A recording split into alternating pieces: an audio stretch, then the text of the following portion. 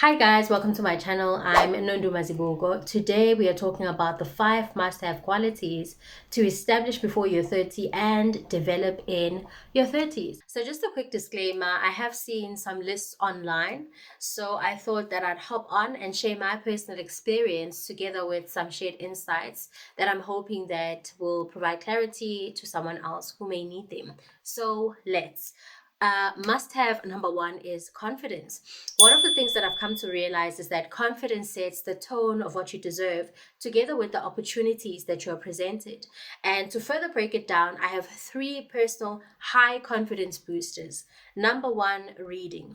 So the ability to read has so many benefits. It doesn't only strengthen your vocab, but it also provides you with confidence, especially when it comes to specific topics in different settings. So with that being said, please also check on your sources because there's so much information available online and everywhere, and everyone wants to say everything. So just check the truth and the accuracy of where you're getting this information.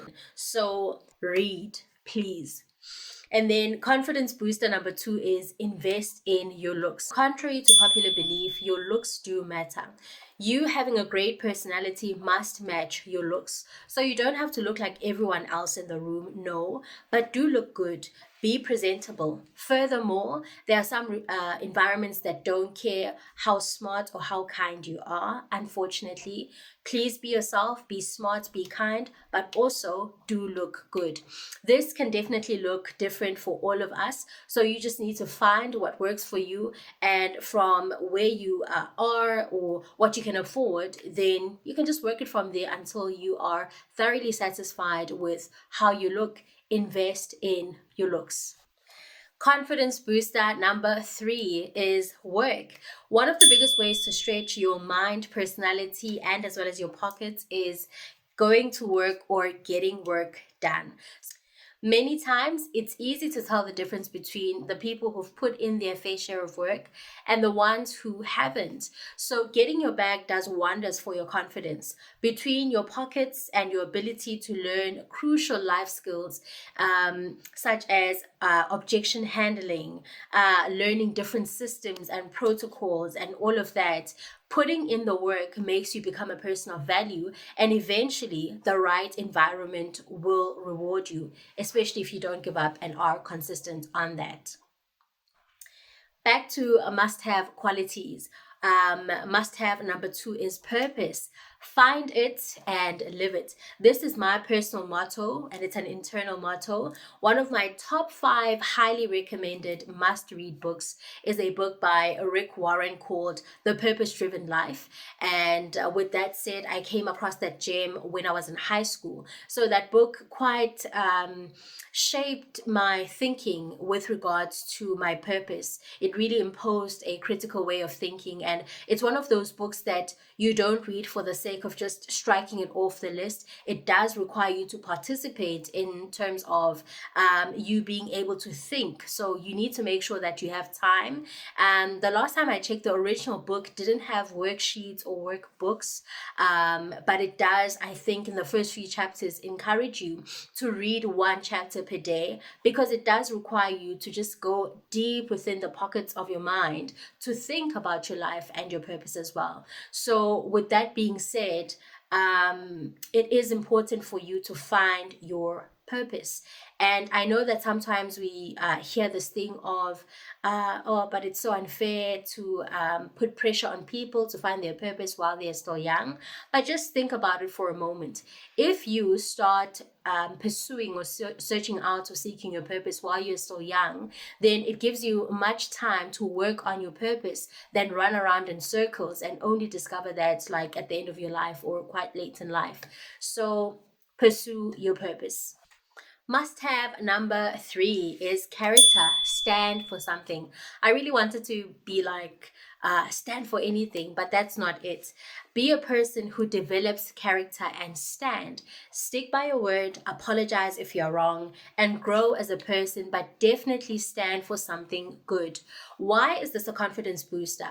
So when you learn to stand for something good, especially, that usually puts you head to head with resistance. And the great part about that is that if it's a worthy cause and something worth the fight, it then teaches you to handle resistance, and resistance builds character. So stand for something good.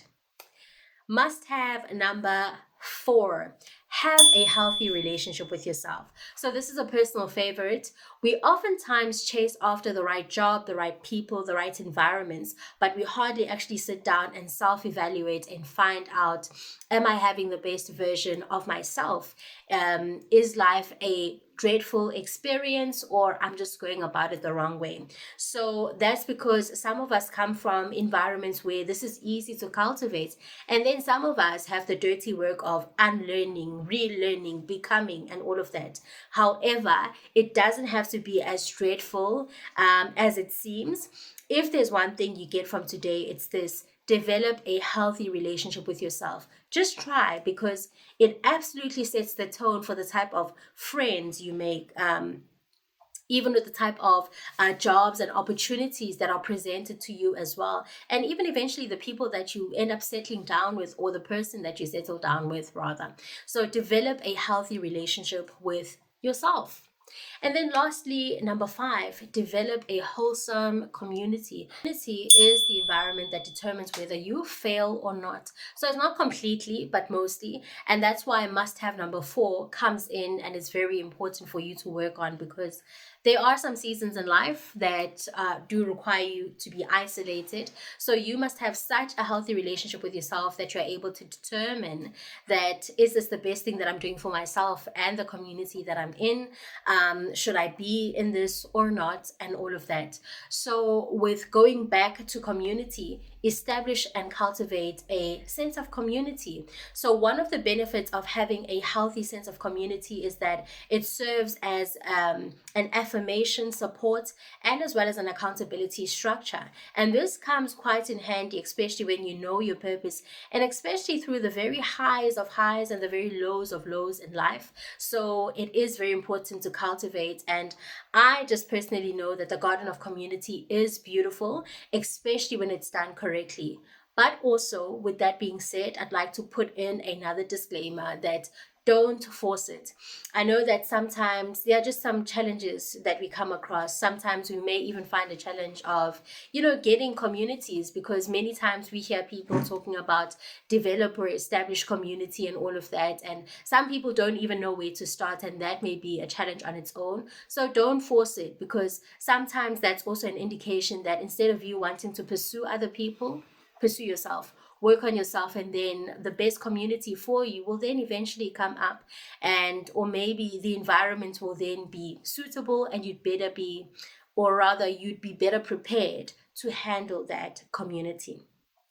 So I hope that my shared insights are giving positive thoughts for you to consider. Am I heading in the right direction, or do I need to start all over again? It doesn't really matter where you are. The important thing is it doesn't have to be daunting. And just remember that your best life is possible if you work on it. So with that being said, I'm Nondu Mazibugo, and remember that in a world where you can become anything, be everything that God has created you to be. See you next time.